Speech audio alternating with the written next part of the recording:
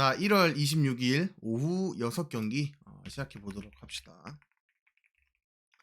자, 모비스랑 KT부터 시작을 해볼게요. 일단 KT 같은 경우에는 제가 몇 경기 전에서도 이제 언급을 했지만 허운이 복귀하고 나서 진짜 귀신같이 허운이 공백인 시기에 잘해줬던, 해먼지 말고요, 잘해줬던 국내 자원들이 폼이 좀 나락을 간 모습이 있다. 이런 부분이 가장 큰 문제예요. 어떻게 보면 헤드라인만 따지고 보면 허운의 복귀, 와 이거 전력 상승이다.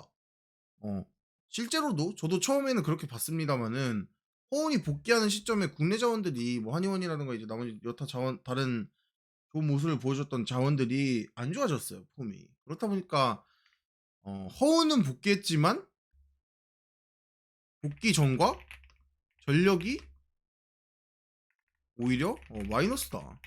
마이너스인 느낌이다. 실제로 이제 정관장한테 따이면서 그런 모습을 좀 보여줬던 KT고, 그리고 이제 모비스도 뭐 연패긴 합니다. 연패긴 하는데 아직까지는 저는 잘 모르겠어요. 모비스가 배팅하지 못할 정도로, 혹은 이제 뭐 대구로 따지면 옥금 뭐 그런 팀들처럼, 뭐 나는 그런 느낌은 전혀 못 받고 있거든.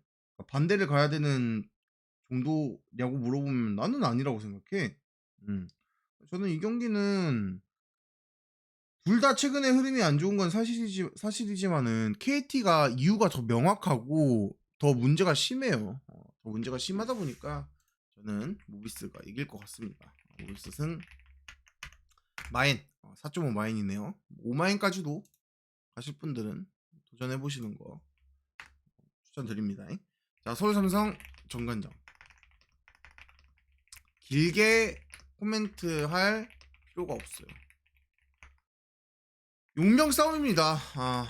용병 싸움이고, 제가 생각했던 거 그와 별개로 버튼이 정관장에서 더 잘 녹아내리고 있는 모습도 있고, 그리고 이제 새로운 용병 같은 경우에도 상당히 좋은 퍼포먼스를 보여주고 있거든요.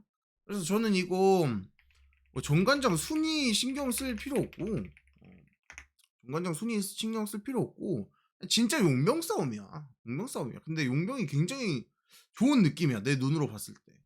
그리고 이제 서울 삼성 같은 경우에는 제가 좀 코번에 대한 약점을 이야기를 잘 안 했었는데요. 코번은 약점이 좀 명확한 선수입니다. 특히 이제 수비에서의 실책이 너무 커요. 수비 레인지도 좁은 데다가 수비를 잘 못해요.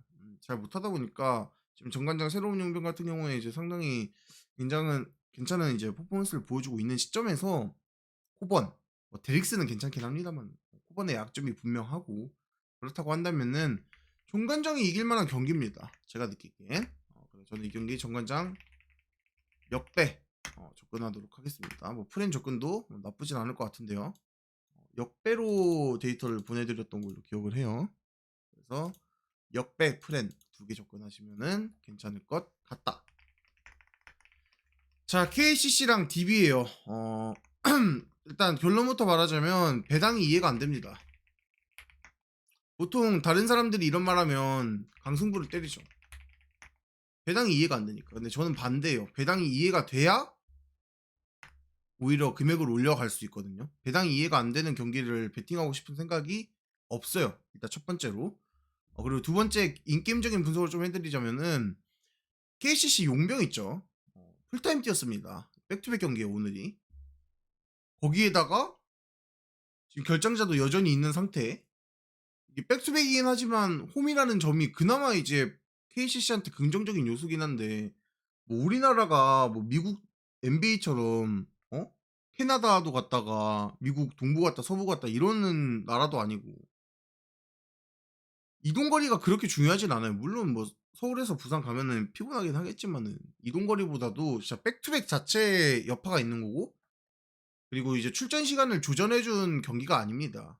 특히 이제 용병은 풀타임을 뛰었고, 그렇다 보니까 뭐 오나쿠는 여전히 나는 잘해주고 있다 생각하고, 특히 이제 알바노가 가장 잘해주고 있고요. 그래서 충분히 이 DB의 저점은 보장되어 있는 팀이다 라고 생각해요. 뭐 고점은 KCC가 높을 수 있어도 저점은 높은 DB인데, 이게 백투백 경기에서 고점을 바라볼 수가 있냐?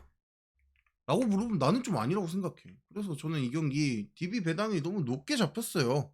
어. 너무 높게 잡혔고 마음 같아선 진짜 따로 그냥 단풀 세리고 싶어요.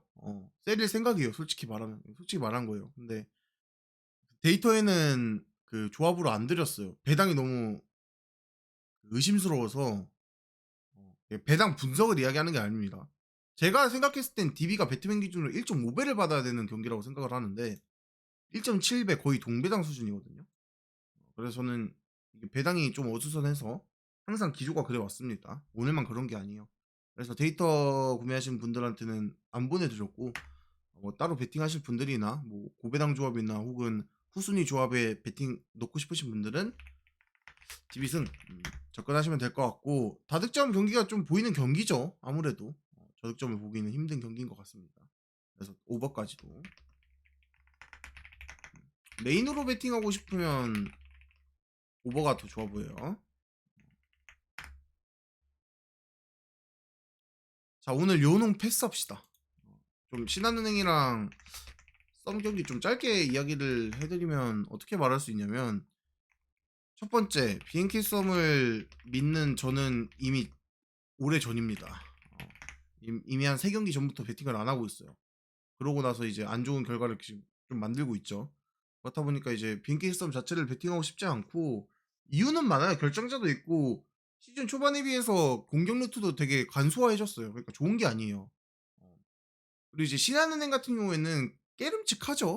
홈에서의 신한은 좀 깨름칙해서 진짜 5대5인 경기라 베팅하고 싶지 않습니다. 원래 이런 경기를 딱 비행기 썸이 이겨야 되는 느낌이긴 해요. 사실 농구 특성 약간 배팅 특성상 딱 이런 경기 썸이 잡을 경기긴 한데 제가 직감인 거라 근거로 알려드릴 수는 없고 그렇다 보니 논리적이진 않으니까 패스하도록 할게요. 자 우카랑 손보 경기해 보도록 하겠습니다. 제가 남배에서 믿는 팀이 형캐, 손보 뭐 이거 두 개죠. 이거 두 개고 여전히 잘해주고 있어요. 여전히 잘해주고 있고 이제 형캐 같은 경우에는 그냥 진짜 결함이 없는 수준으로 잘해주고 있고 손보는 결함이 있죠.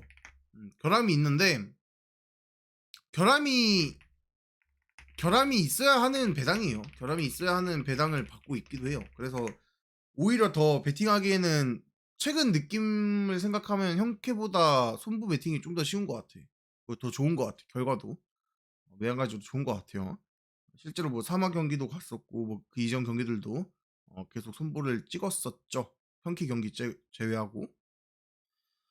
자 그리고 이제 우카랑 합니다. 우카랑 하는데 뭐 손보 코멘트는 계속 똑같아요. 바뀐 게 없어요. 이제 황태기 복귀 이슈가 있긴 하고 그다음에 이 경기에서 복귀할 것 같거든 나는. 근데? 왜냐면 직전 경기에도 복귀하냐 마냐 할 수 있다 없다 막 이야기가 있었었어. 그럼 보통 직전 경기에 복귀할 수 있다 없다 왈가왈부 많이 됐는데 안 나온 거면 이번 경기는 거의 나와.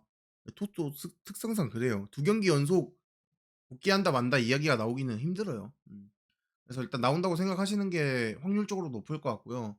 그렇게 된다면은 뭐 당연히 훨씬 유리한 경기인 것도 부정할 수 없는 사실이고 손보의 공격력이 가장 큰 무기입니다. 물론 공격력이 좋은 만큼 조금 리시브가 흔들리는 측면은 있긴 합니다.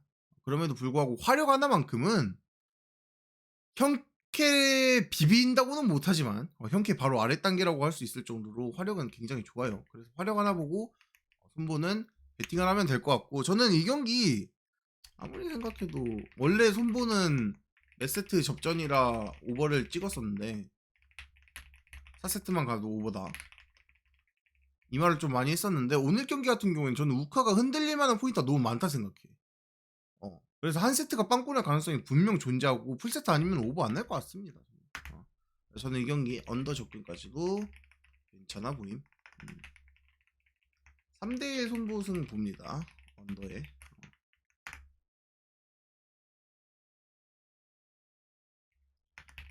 자 정관장이랑 페퍼 마지막 경기 해보도록 합시다. 물을 내가 안 가지고 왔네. 빨리 합시다. 사실 최근 경기력적인 포인트나 경기 결과만 놓고 봐도 이 경기 셧아웃 아니면 안 되잖아 라고 생각을 할 것 같아요. 다들 그렇게 생각할 거야. 왜냐면 정관장 최근 셧아웃만 하지 않았나? 최근 경기들? 제가 알기론 그래요. 그 현권 제외하고 그 도공 셧아웃하고 그쵸? 셧아웃만 하진 않았네. 그러니까 약간 하위권 팀들 상대로는 확실히 셧아웃을 해주는 모습이었고, 페퍼 같은 경우에는 좋다가 셧아웃을 2번 연속 패했어요. 그렇다 보니까 지금 페퍼가 사실 상황이 너무 안 좋은 걸 모든 사람들이 알아. 그러니까 진짜 페퍼가 돌아왔다 싶을 정도로 셧아웃을 지금 2연속으로 졌다 보니까, 그래서 이 경기도 정관장 상대가 정관장이야. 상대가 뭐 그냥 단순히 상위권인 수준이 아니라 지금 주가가 가장 높다고 봐도 무방하죠. 평균도 풀세트에서 잡았으니까. 그런 팀이다 보니까 이게 셧아웃이 많이 볼 것 같기도 해. 배당도 이 정도면 높고. 근데 저는 그렇게 생각해요. 여전히 페퍼의 높이는 무시 못합니다. 그리고 정관장이랑 붙은 경기들 뭐 조금 그때보다 높이가 더 높아지긴 했습니다만은 고전하는 모습이 분명히 있었었어. 그리고 이 경기도 페퍼의 높이가 있다면은, 이걸 제가 이 이야기를 왜 하냐면 그 아는 사람 중에 그냥 이거 이야기입니다. 아는 사람 중에 이제 그 정관장 팬이 있어요. 배구 정관장. 페퍼는 무섭대. 이게 아무리 생각해도 셧아웃으로 못 이길 것 같대. 친구 이야기입니다. 물론 제 생각으로 베팅하는 거예요. 근데 걔도 높이 이야기를 하더라고. 분명 상성이 맞물리는 구간이 있긴 해요. 제가 아무리 생각해도.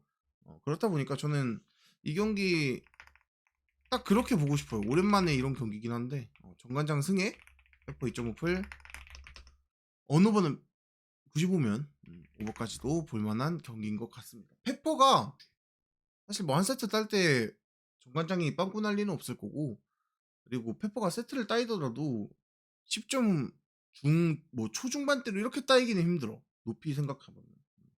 저는 이 경기는 2.5 프렌이 가장 좋은 선택지라고 생각을 해요.